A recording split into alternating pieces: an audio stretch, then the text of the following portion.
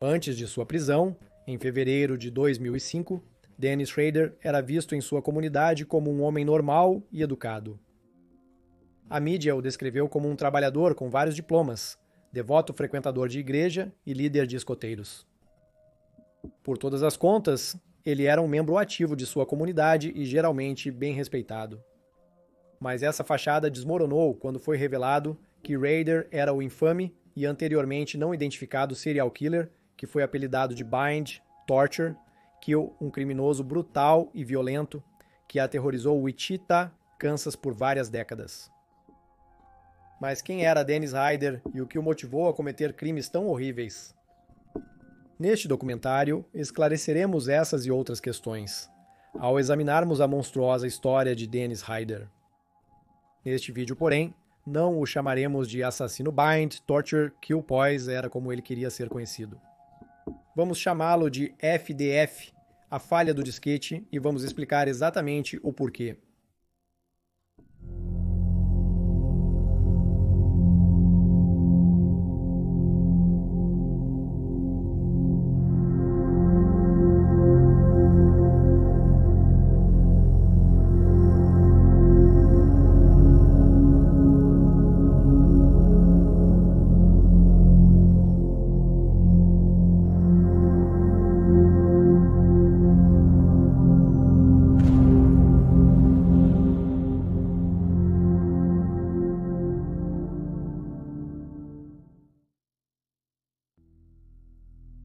Início da vida. Dennis Lynn Rader nasceu em 9 de março de 1945 em Pittsburgh, Kansas. Ele era o mais velho dos 4 filhos de Dorothea May e William Alvin Rader. As crianças cresceram em Wichita, Kansas, em uma família de meios modestos. Dorothea era contadora, enquanto seu marido estava nos Estados Unidos da América no começo. Serviu no Corpo de Fuzileiros Navais e posteriormente trabalhou em serviço de gás no Kansas. O casal trabalhava muito, deixando pouco tempo para se conectar com os filhos. Na infância, Rader entrou para os escoteiros, onde aprendeu sobre nós que depois o ajudariam em seus assassinatos. Era um membro ativo de sua igreja luterana local. O pai de Rader, William, foi descrito por conhecidos como rigoroso, mas nunca cruel. E Rader acrescentou: "Eu me dava muito bem com o papai." Já com a mãe, o relacionamento era totalmente diferente. Mas a mamãe nem sempre estava muito feliz. "Eu sempre a amei, ainda a amo muito, mas eu tinha um pequeno rancor contra a mamãe." Essas foram as palavras dele. Ele afirmou guardar certo ressentimento da mãe, pois sentia que ela o ignorava bastante durante a infância. Notou-se que Dorothea sofreu de depressão pós-parto, após o nascimento do 4º filho do casal, enquanto Dennis a descreveu como uma fumante que preferia assistir TV a ajudar com as crianças, observando que, às vezes, parecia que ela preferia ter uma terceira parte envolvida, um amigo ou um livro em vez de nós. Em outra entrevista, ele afirmou que sua mãe não se tornou uma amiga muito próxima. Apesar dos pais parecerem ausentes, Dennis lembrou-se carinhosamente dos avós, que descreveu como muito amorosos. Ele afirmou que a casa tinha 2 andares, era de madeira branca e possuía uma varanda frontal. Uma das minhas primeiras lembranças lá foi de uma tempestade de trovões.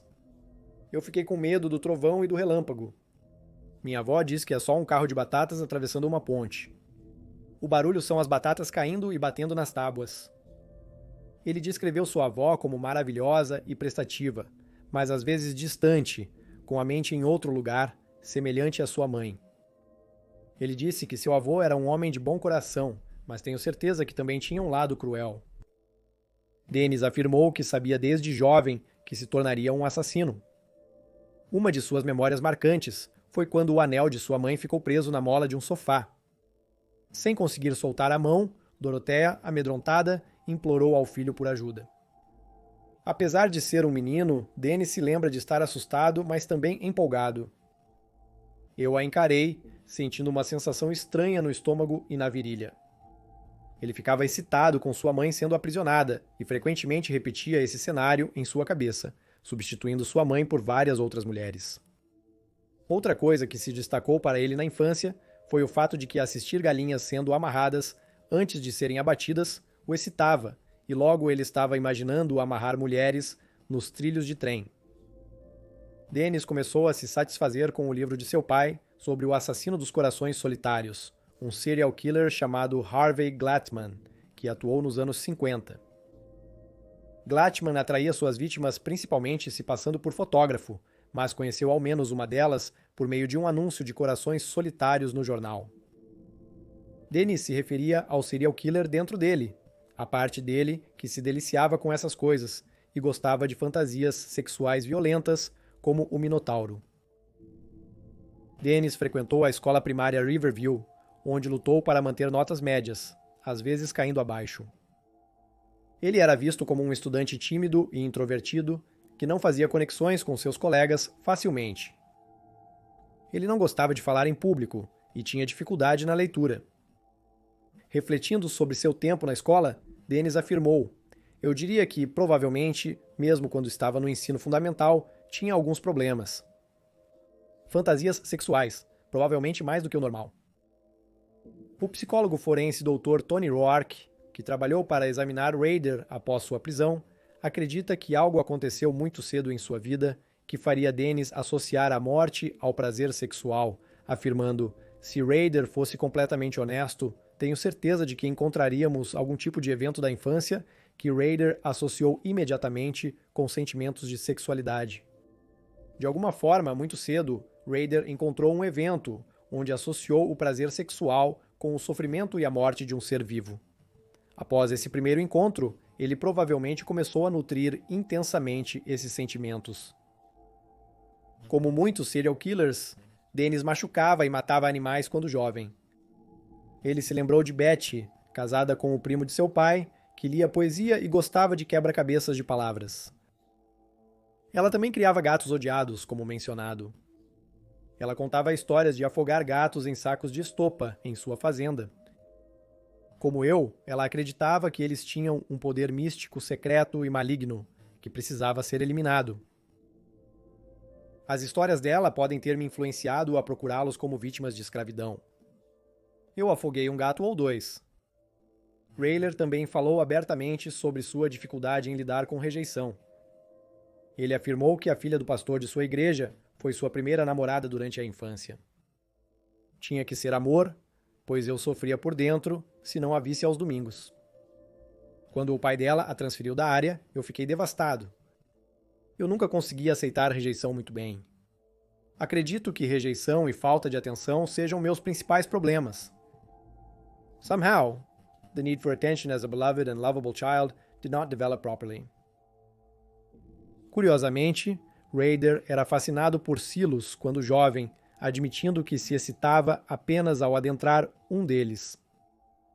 Ele disse que ele e seus irmãos brincavam de cowboys e índios, e gostava de ser capturado e amarrado. Estar amarrado e indefeso, ou assistir outros serem amarrados e indefesos, era algo que Rader achava profundamente excitante. Outras coisas que ele gostava na infância incluíam histórias de crimes verdadeiros e fictícios envolvendo mulheres amarradas e indefesas, e filmes clássicos de terror e monstros, incluindo A Casa, de Cera de 1953 e O Lobisomem de 1943, sobre o qual Rader afirmou: "O lobisomem perseguia vítimas, seu rosto um verdadeiro monstro. Na lua, a criatura mística, havia alguma excitação sexual nisso na perseguição, na caça." Depois do ensino fundamental, Rader estudou na Wichita Heights High School de 1959 a 1963, enquanto trabalhava meio período. Ele tinha dificuldades com matemática e de inglês, mas se destacava em arte. Ele começou a priorizar seu trabalho. Porém, como queria economizar para comprar um carro, sua educação parecia menos importante no momento. Nesse período, ele também invadiu a escola à noite e revirou as mesas das meninas, realizando seu primeiro arrombamento. Tocar nos pertences delas parecia emocioná-lo. Com o tempo, ele ficou mais ousado em arrombamentos e invasões. Ele aguardava a ausência dos moradores para invadir residências, procurando os quartos das meninas e vasculhando seus pertences. Muitas vezes ele pegava calcinhas ou meias como souvenir. As fantasias de Ryder escalaram quando começou a espiar pelas janelas, para ver mulheres se despirem.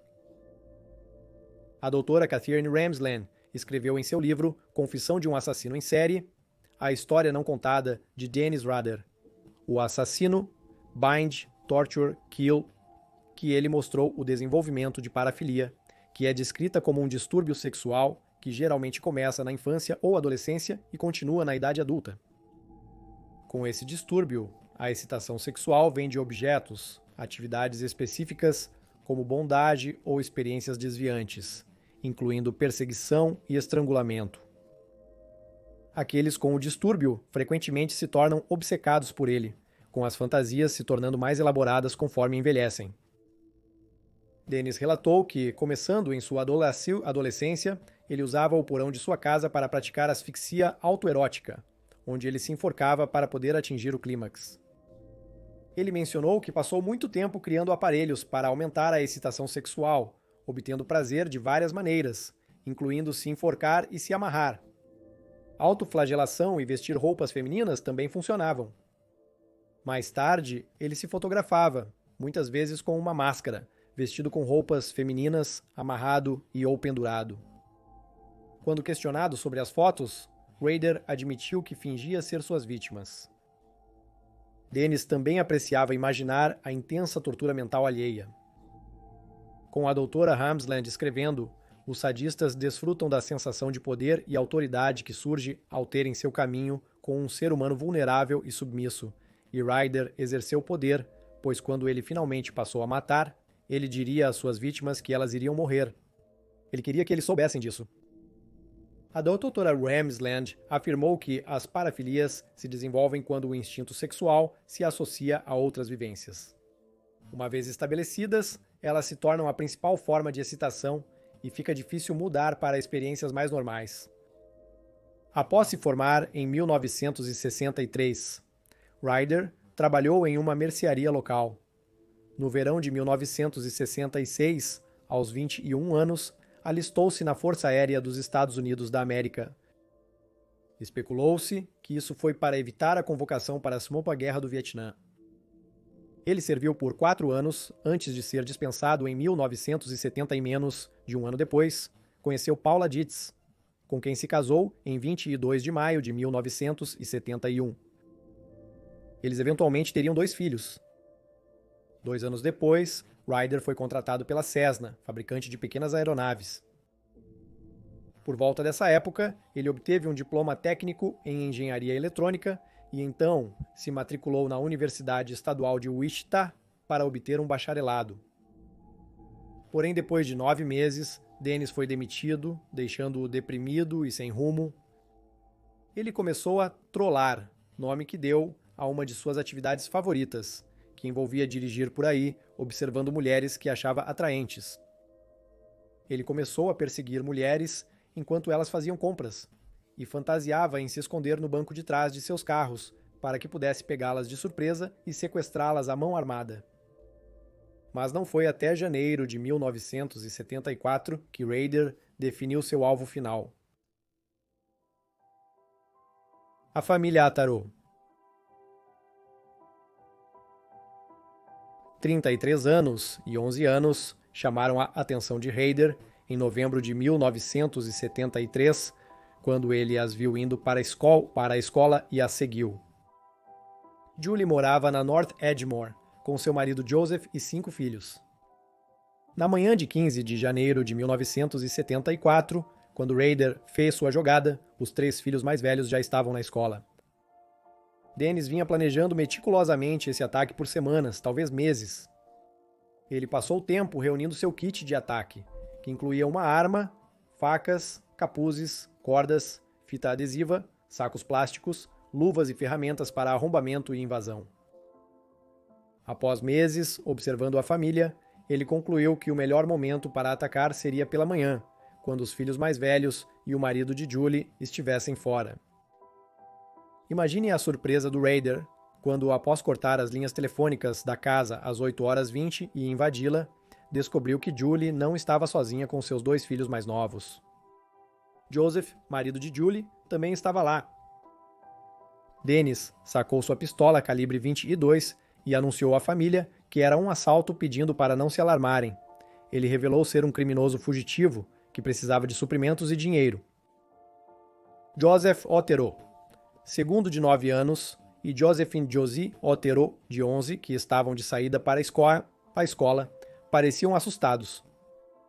Josie começou a chorar. Ryder ficou agitado com o latido do cachorro da família. Após ameaças, Joseph concordou em colocar o cão no jardim.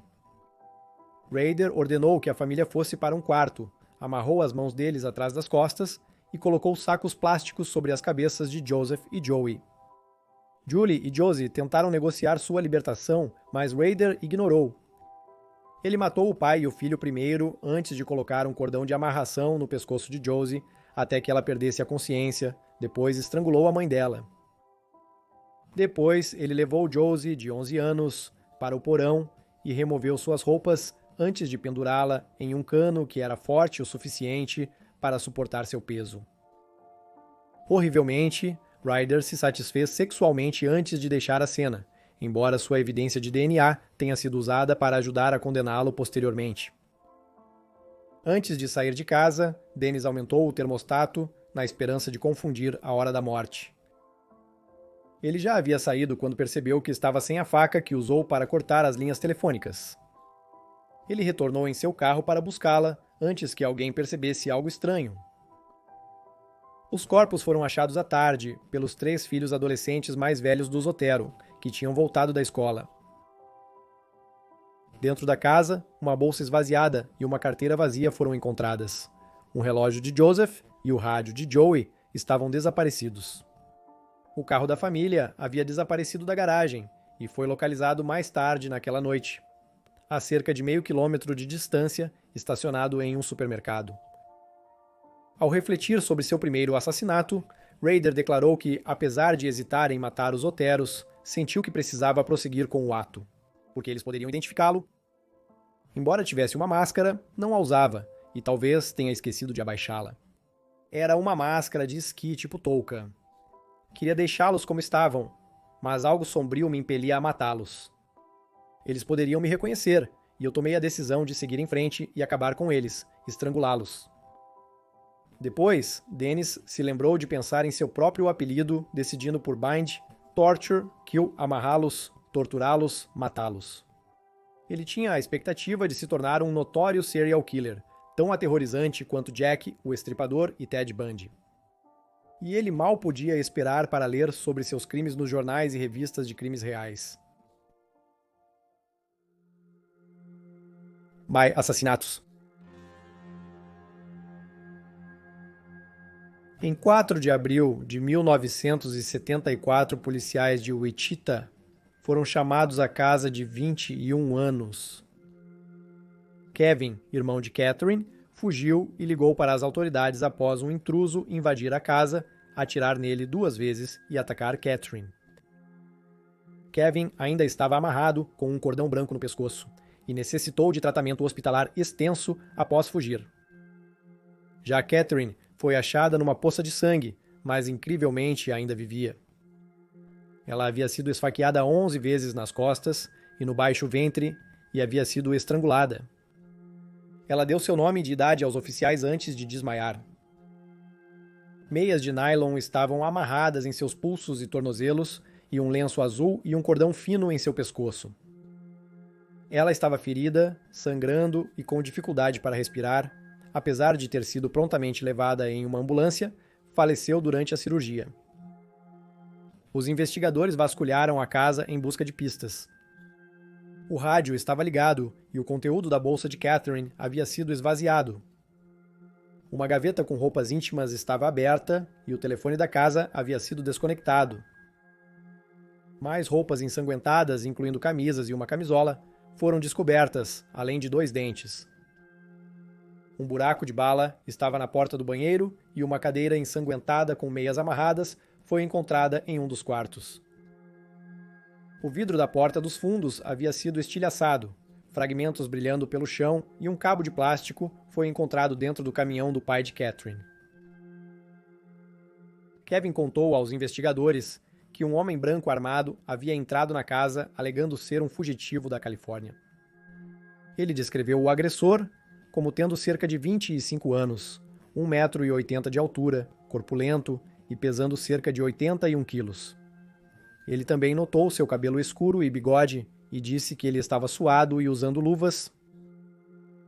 O homem apontou uma arma para Kevin e o forçou a amarrar sua irmã antes de pedir dinheiro. Ele colocou uma meia no pescoço de Kevin e lutaram pela arma antes de disparar. Kevin foi baleado novamente ao tentar enfrentar o invasor. Temendo pela irmã, mas sabendo que não poderia enfrentá-lo sozinho, Kevin fugiu para buscar ajuda, deixando Catherine. Wader tentou estrangular a jovem de 21 anos, mas ela lutou e resistiu tanto que ele acabou a esfaqueando. Wader permaneceu discreto por anos, após matar Catherine Bright. Em agosto de 1976, ele encontrou um novo alvo, mas foi assustado quando Martin Souls, o atirador do Holiday Inn, começou sua série de tiros, atraindo a polícia para a área. Ryder achou que era muito arriscado tentar um assassinato, então abandonou seu plano e esperou que o problema do atirador fosse resolvido. Ele atacou novamente em 17 de março de 1977.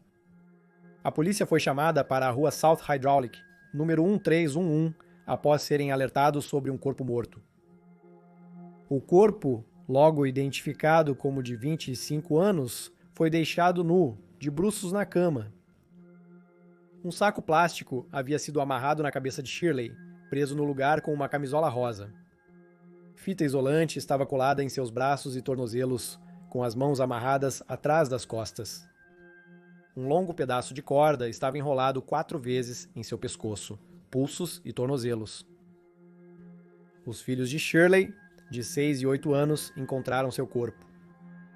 Eles notificaram um vizinho sobre a morte dela, e os investigadores descobriram que as crianças viram o agressor e ouviram a altercação de dentro de um banheiro trancado.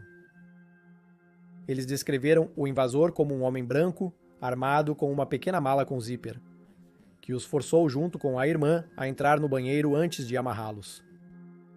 Eles só escaparam porque o irmão mais velho quebrou a janela do banheiro. O menino de 6 anos relatou ter visto o invasor na rua naquele mesmo dia. Ele possuía uma foto de mãe e filho, e perguntou se ele os tinha visto ou conhecia. O jovem garoto disse que não. Dennis afirmou posteriormente que seu ataque a Shirley foi aleatório, pois estava procurando outra mulher que conheceu no campus da Universidade Estadual de Wichita, mas não conseguiu entrar na casa dela. Ele confirmou ter falado com o jovem filho de Shirley, mostrando uma foto de sua esposa e filho, perguntando se ele os tinha visto. Ele observou o menino voltar para sua residência e então o seguiu, batendo na porta e se apresentando como um detetive escolar, tentando localizar a mulher e a criança na foto. Quando Shirley apareceu, ainda de pijama e indisposta, ele sacou uma arma. A próxima vítima de Ryder foi Nancy Jo Fox, de 25 anos. Ao contrário de Shirley, Nancy era um verdadeiro alvo que Ryder vinha perseguindo por meses antes do ataque. Ele a descreveu como um projeto perfeito, pois ela não tinha namorado, visitantes inesperados ou um cachorro. Ele descobriu o nome e local de trabalho dela vasculhando suas correspondências. Isso permitiu que ele observasse Nancy para avaliá-la. Em 8 de dezembro de 1977, ele bateu na porta dela. Ninguém estava em casa, então ele se certificou de cortar as linhas telefônicas antes de entrar e esperar por ela. Ele disse mais tarde que a Nancy não lutou contra mim. Eu tinha controle total sobre ela. É por isso que foi uma das mortes mais prazerosas, como eu a chamo. Quando ele contou a Nancy sobre seu problema sexual e desejo por sexo, eles conversaram antes dela dizer que deveriam resolver logo a questão, para que pudesse contatar a polícia. Rayler afirmou que isso selou o destino dela. Ele não poderia deixá-la viver, pois ela chamaria a polícia, já que ele novamente não usou máscara. Ele estrangulou Nancy com um cinto. Seus pés e mãos haviam sido amarrados com meias de nylon, e ele se satisfez sexualmente em um de seus camisolas depois, como ele fez com todas as suas vítimas. Rader vasculhou suas gavetas, bolsa e pertences pessoais, procurando troféus para levar para casa. Um dos itens que ele pegou foi a carteira de motorista de Nancy. No dia seguinte, ele informou às autoridades de uma cabine telefônica que encontrariam o corpo de Nancy em seu endereço. Dennis adorava a ideia de ganhar infâmia através de seus assassinatos, como mencionado antes. Em 31 de janeiro de 1978, ele enviou ao Wichita Eagle, um jornal local, um poema que escreveu sobre Shirley Vian Ralford, mas ficou frustrado quando não recebeu cobertura da mídia. Ele então escreveu outro poema, este sobre Nancy Fox, e o enviou, junto com uma carta, para a estação de TV Cake, em Wichita. Na parte inicial da carta, que estava repleta de erros de ortografia, ele escreveu: "Acho divertido e em vão o jornal não escrever sobre o poema." Um pequeno parágrafo teria sido suficiente. Ryder continuou a reivindicar anonimamente a responsabilidade pelos assassinatos de Nancy, Shirley, Catherine e os 4 membros da família Otoros, e também sugeriu possíveis apelidos para si mesmo, incluindo Bind, Torture, Kill e variações dele. Ele alegou que foi levado a matar pelo fator 10, algo que ele se refere repetidamente como sendo a razão pela qual ele é tão violento e insensível.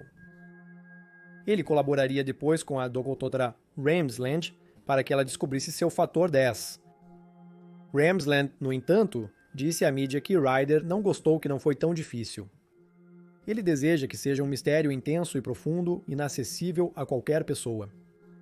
Ela acrescentou que Ryder não é tão misterioso no final das contas. "Eu chamo isso de trajetória para a violência", ela observou, afirmando que o fator 10 é realmente apenas uma combinação de seus impulsos sexuais isolados e desejo de fama, que se cruzam com sua vida de fantasia, bem como a oportunidade de cometer seus crimes. Como ele achou os assassinatos da família Otero muito excitantes, isso provavelmente o encorajou a continuar matando.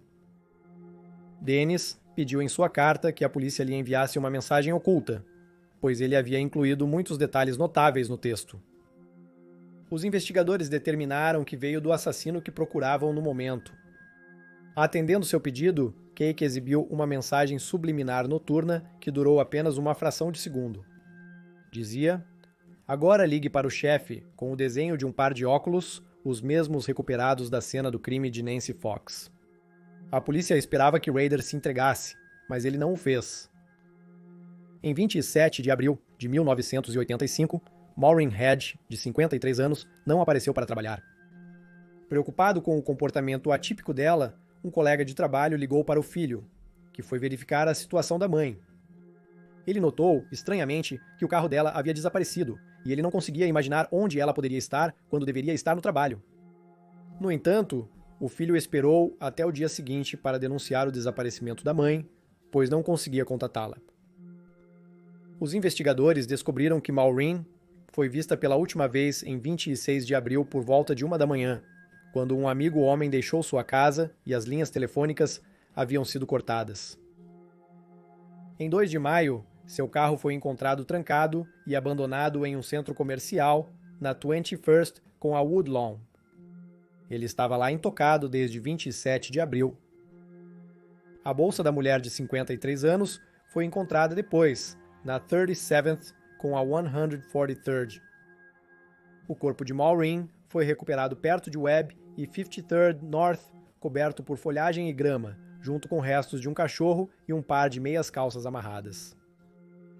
A morte de Maureen foi causada por estrangulamento. Como as circunstâncias da morte de Maureen diferiam um pouco das cenas usuais de Dennis Rader, ele inicialmente não foi associado ao caso dela. O modus operandi dele sempre envolvia deixar o corpo na residência.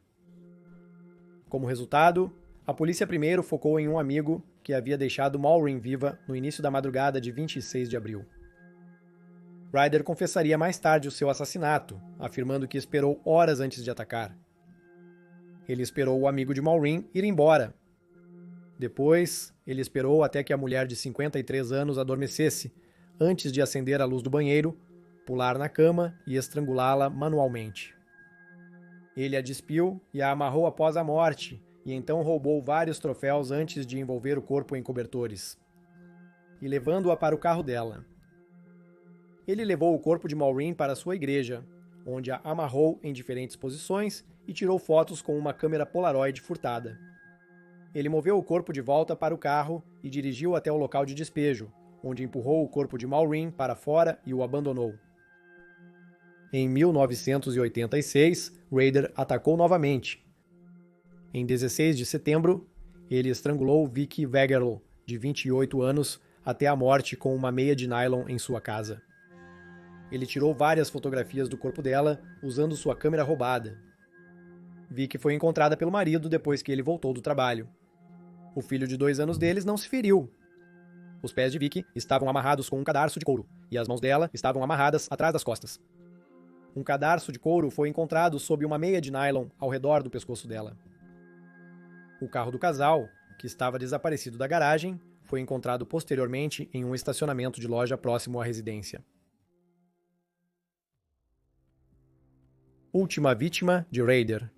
Entre 1974 e 1988, Rader trabalhou para a ADT Security Services, onde parte de seu trabalho exigia que ele instalasse câmeras de segurança nas casas. Muitos alarmes foram instalados após a notícia de um serial killer à solta. Em 1991, ele se tornou capturador de cães e oficial de conformidade no subúrbio de Park City. Aqueles que o conheciam na época lembraram que ele era muito entusiasmado e extremamente rigoroso. Ele parecia gostar muito de assediar mulheres solteiras. Uma vizinha lembrou que ele matou seu cachorro sem motivo. Ainda assim, na maioria das contas, ele era visto como um exemplo em sua comunidade. Ele era geralmente quieto e bem educado, além de ser o presidente do Conselho da Igreja Luterana Cristo. Além disso, era conhecido como bom pai e líder dos escoteiros mirins. Sua filha Carrie declararia mais tarde que achava difícil conciliar o homem que ela conhecia como seu pai com o assassino, descrevendo sua criação como a de uma família americana normal. A última vítima foi 500 Olores. 500 avis, uma mulher de 62 anos. Amigos preocupados solicitaram uma verificação de bem-estar para 500. Em 19 de janeiro de 1991, quando foi descoberto que ela não estava em sua casa e a mesma estava em desordem. Investigadores descobriram que as cortinas da casa estavam fechadas e uma luz externa estava acesa, mesmo sendo dia.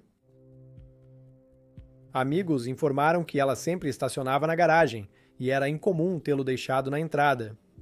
O cabo do telefone na cozinha estava arrancado e havia vidro quebrado na sala de uma janela quebrada. No quarto, todos os lençóis foram removidos. Chaves do carro foram encontradas no telhado da garagem. E no porta-malas do veículo de Dee, as autoridades encontraram um tapete. A cerca de 1/4 de milha de distância, lençóis e um protetor de colchão foram recuperados. O corpo de Dee só foi encontrado em 1º de fevereiro. Um garoto passeando com seu cachorro na rua 117 encontrou restos mortais sob uma ponte.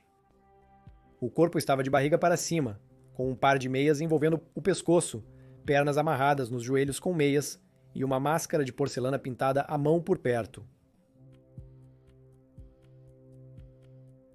A prisão e a sentença. O amor de Dennis pelos holofotes acabou causando sua queda. Ele era muito ansioso e rápido para revelar sua presença, frequentemente buscando provar sua inteligência em jogos de gato e rato com os investigadores. Até 2004, seu caso era considerado frio. Como Rader não matava desde 1991, muitos presumiram que ele estava morto ou preso, mas ele não gostava dessa ideia e começou a enviar cartas, provocações e pacotes para a polícia e a mídia para provar que ainda estava vivo. Ele enviou muitos dos escritos para o tenente Ken Landwehr, da polícia de Wichita, que havia estado na força-tarefa especial do assassino em meados dos anos 80 e se dedicado ao caso desde então. Rader parecia crer ter uma relação especial com o tenente. Em março de 2004, Rader escreveu para o Wichita Eagle e usando um nome falso, confessou o assassinato de Vicky. Ele incluiu fotos do local do crime e uma cópia da carteira de motorista que havia pego antes de fugir. Relatadamente, até então, os investigadores não haviam vinculado bind, torture, kill concretamente à morte de Vicky. A polícia começou a testar o DNA coletado das unhas de Vicky contra amostras de centenas de homens para tentar identificar o assassino. Mais de 1.300 amostras de DNA foram coletadas, mas nenhuma resposta veio. Nos meses seguintes, Rader deixou pacotes em locais públicos endereçados aos investigadores, incluindo o tenente Ladway. Eles geralmente continham fotografias das vítimas, cenas de crimes, pertences pessoais, poemas e outros tipos de escrita. Em certo ponto, Rader incluiu capítulos de um livro autobiográfico que estava escrevendo, contendo alguns detalhes inventados sobre sua vida. Aparentemente, Landwehr teve a ideia de extrair mais informações do assassino, aproveitando seu ego muito aparente. Confiando em Landwehr por algum motivo, Rader perguntou se poderia se comunicar com ele usando um disquete, sem que isso pudesse ser rastreado para um computador específico. Landwehr disse que era possível, embora não fosse. Semanas depois, um disquete entregue a uma TV local foi rastreado até Rader, agora com 59 anos. Ele usou o computador da igreja local, onde ainda presidia o conselho, para escrever o disco.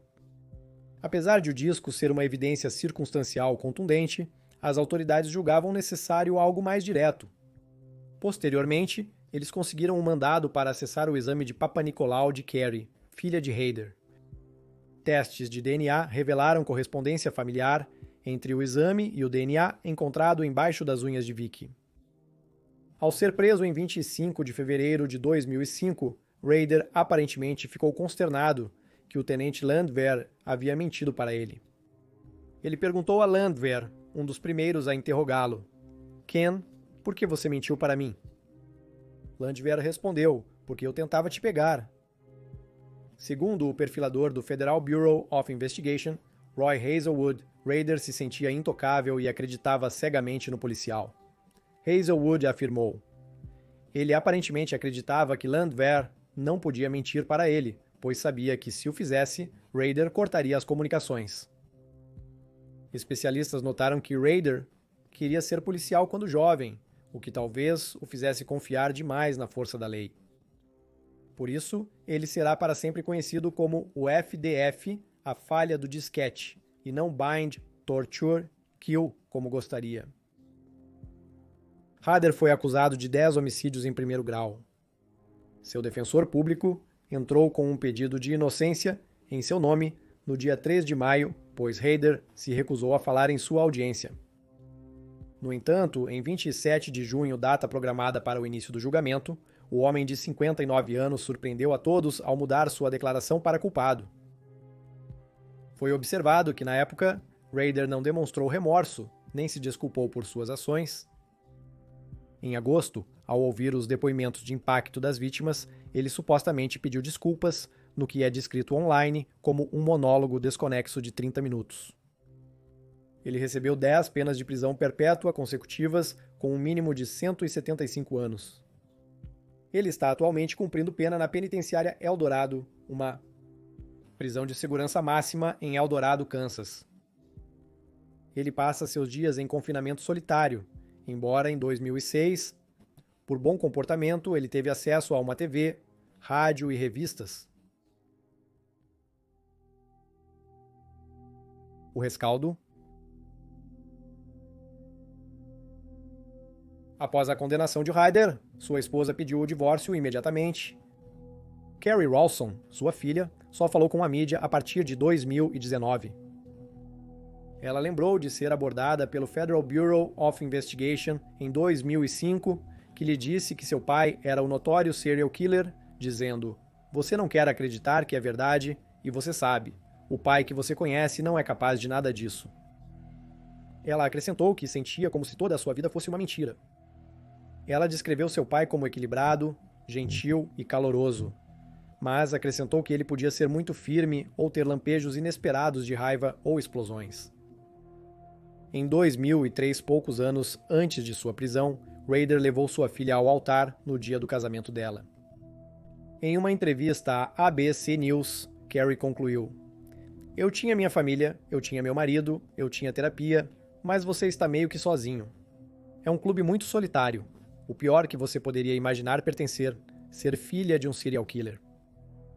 Nos anos seguintes à revelação da identidade do assassino, divisões policiais investigaram a possibilidade de Rader ter mais vítimas além das confessadas, mas concluíram que ele provavelmente disse a verdade sobre o número de mortos. Em entrevistas com os investigadores, ele insinuou que existem muitas pessoas sortudas, sugerindo que houve vários casos de indivíduos que ele perseguiu e planejou matar, mas não conseguiu por algum motivo. Apesar das conclusões iniciais, Rader voltou às manchetes em 2023, quando foi revelado que ele era um possível suspeito no desaparecimento de Cynthia Kinney, uma líder de torcida de 16 anos que desapareceu de uma lavanderia em Pawhuska, Oklahoma, em 26 de junho de 1976. Na época, Rader trabalhava para a ADT Security Services e instalava o sistema de segurança do banco do outro lado da rua da lavanderia. Pawhuska está a somente 2 horas de Wichita. No entanto, atualmente não está claro se Rader foi o responsável pela instalação do sistema de segurança perto de onde Cynthia desapareceu. Xerife do condado de Osage, Ed Verdon, declarou que decidiu investigar a possível participação de Rader no crime depois de descobrir que o assassino em série incluiu a frase "dia ruim para lavar roupa" em seus escritos. As autoridades também notaram que estavam cientes de que Rader, por vezes, perseguia mulheres que encontrava em lavanderias locais. Em entrevista anterior na prisão, Rader confessou ter fantasiado sobre sequestrar uma garota em uma lavanderia. A investigação também revelou o assassinato de 22 anos, cujo corpo foi encontrado em dezembro de 1990, no condado de McDonnell, Missouri. Ela foi estuprada, estrangulada e amarrada de diferentes maneiras 2 meses antes. Em 2024, investigadores revelaram ter recebido de uma mulher um pacote com um quebra-cabeça de palavras cruzadas que Rader teria usado para provocar a polícia. O quebra-cabeça continha palavras como rondar, fantasias e truque. Mas uma nova revisão do quebra-cabeça revelou os nomes Cindy, Kinney e Querreca, o local onde a lavanderia estava. Ainda assim, no momento de escrever este documentário, não há uma ligação conclusiva entre Cindy e Rader. Sua filha tentou conversar com ele para saber se há mais vítimas do que ele aparenta, mas ele teria se negado a cooperar. Carrie disse ao News Nation: "Estamos enfrentando um homem que está fazendo muitos jogos." A doutora Ramsland expressou reflexões similares em seu livro sobre o tempo em que esteve envolvida com Rader, observando que ele não era tão complexo quanto aparentava ou desejava ser. "Eu não acho que ele me contou tudo. E eu não acho que ele sempre me disse a verdade, mas eu acho que entendi Rader muito bem." Dennis Rader se apresenta como inteligente, misterioso e intocável, mas parece ser um homem egocêntrico que gosta de aterrorizar mulheres e meninas vulneráveis para satisfação sexual própria. Não se sabe exatamente quando ele desenvolveu o gosto pela violência, mas é algo que carrega desde a infância. O psicólogo de Massachusetts, Robert Mendoza, foi contatado pelo advogado de Rader antes de seu julgamento para realizar uma avaliação psicológica do assassino em série. Após uma entrevista com Rader, Mendoza concluiu que ele sofria de vários transtornos de personalidade, incluindo transtorno obsessivo-compulsivo, narcisismo e personalidade antissocial.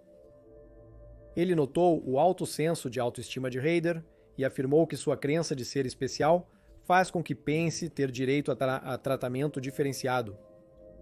Rader continua buscando atenção e admiração, traços observados desde sua infância, e demonstra total ausência de empatia. Carrie Rawson, ao visitar seu pai na prisão, comentou que Rader agora é uma sombra do que era antes. O homem que uma vez incutiu medo nos corações dos residentes de Wichita agora foi reduzido a um homem fraco e idoso que luta para fazer qualquer coisa por si mesmo. Ele agora tem 78 anos, depende de uma cadeira de rodas para se locomover e perdeu muito de sua outrora imponente estatura. Carrie observou: "Ele está praticamente apodrecendo até o núcleo. Vamos adicionar a isso, bom,